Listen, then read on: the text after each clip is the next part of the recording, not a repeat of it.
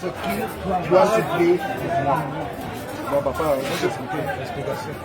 L'explication, c'est peut-être que c'est Dieu qui l'a envoyé. Dieu, quand tu dis déjà Dieu, je suis d'accord avec toi, parce que Dieu, c'est Jésus.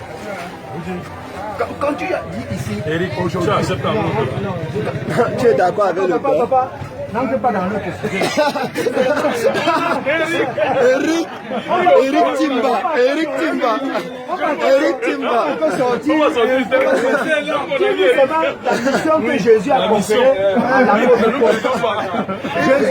Jésus a choisi.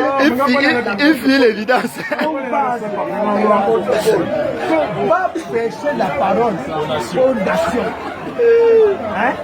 Voilà le travail que l'apôtre Paul devait faire. Et l'apôtre Paul dit que ça lui a été imposé, ça ne vient pas de lui, ça lui a été imposé. Donc ici nous comprenons que quel qu'en soit ce que Mokabe lit dans la Bible, tous les prophètes ont annoncé le travail que Jésus devait venir faire et sa venue. Et comment il devait mourir? Il devait mourir pour une raison, pour libérer les humains. Qui est pour libérer les humains de quoi? De la mort. Nous réconcilier avec Dieu. Parce que quand Adam pêche, il met la barrière. Devant Dieu, nous n'avons plus la faveur imméritée. Ça veut dire que la faveur imméritée, ça veut dire quoi? Nous ne méritons pas. Devant Dieu, nous sommes morts. Alors Jésus arrive, il enlève ce voile-là. Il permet à tout homme. Ce n'est pas obligé, hein? Il dit que tout homme qui aura la foi en moi aura la vie. Celui qui croit, celui qui veut, aura la vie. Il dit dans Jean chapitre 3, dans Jean chapitre 17, verset 3, ceci signifie la vie éternelle, qu'ils apprennent à connaître le seul vrai Dieu et celui que Dieu a envoyé, qui? Jésus-Christ. Donc pour avoir la vie éternelle, il faut connaître Dieu et Jésus-Christ. C'est par lui, c'est par ce canal que Dieu a établi pour que les humains soient sauvés. Hein? Maintenant, non, je n'ai pas encore fini.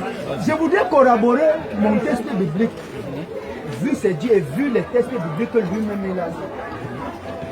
S'il dit que Jésus n'est pas le sauveur de l'humanité, c'est que Dieu est un menteur. Parce que dans Jean chapitre 3, le verset 16, il dit que Jésus est venu pour sauver l'humanité. Dieu a envoyé son Fils. Il me parle de l'explication de la Bible. Moi, je lui en veux pas. Hein? Je lui en veux pas. Il a compris de sa manière. Mais c'est ce que la Bible dit. C'est la Bible qui dit, non? Écoutez ce que Jésus dit. Monsieur Timba. Non, j'ai dit que je lui en veux pas. Je n'ai pas dit que Laissez mon ami Eric finir. non, laissez-moi finir. Hein? Mon ami, vas-y. Écoutez, hein? C'est la même Bible que nous lisons. Moi, j'ai dit ici tout à l'heure que je n'aime pas trop Non, c'est pas la même Bible. Je ne prends pas, je ne veux pas entrer dans tel, c'est monté, c'est dans ce début, c'est monté. Verset 10. Écoutez ce qu'il dit. Je vais commencer le verset 8. Et en nous. On ne dit pas la même chose, papa. On ne dit pas la même chose. On avance. On avance. Premièrement, les frères n'aiment pas Jésus, frère. Jean 14, 24, c'est lui qui ne même pas la réponse. Très bien. Depuis que papa a parlé, depuis que mon ami Eric a parlé, personne n'a pris la parole de Jésus pour soutenir sa chair. Mais la parole de qui? De Paul, qui n'a même pas senti l'odeur de Jésus. Paul te dit ceci, je mets d'abord les jalons pour répondre des questions pour papa. Paul vous dit ceci dans 2 Timothée 2, verset 8. Souviens-toi de Jésus-Christ, issu de la postérité de David, mort et ressuscité selon mon évangile. Mort et ressuscité selon mon évangile. Tout celui qui parle de la mort, il fait allusion à l'évangile de qui? De Paul. Alors que nous ne parlons pas de la mort parce qu'on ne connaît pas l'évangile de Paul. Nous ne connaissons pas Paul. Parce qu'il est venu dire des choses que Jésus n'a pas dit.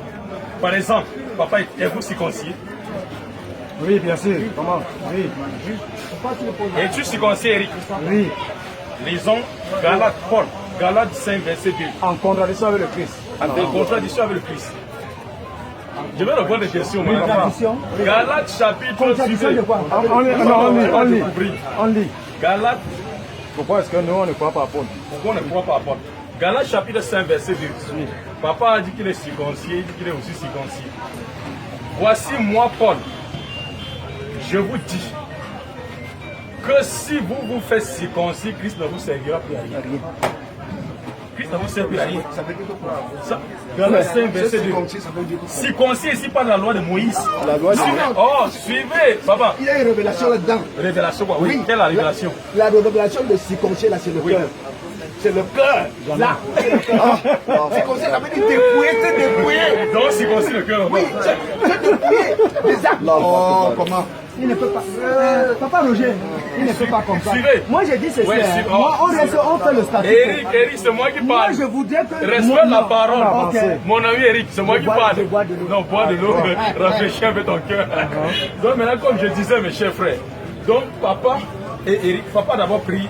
Paul d'abord. Vous savez ce que Paul est. Tu es Un imposteur.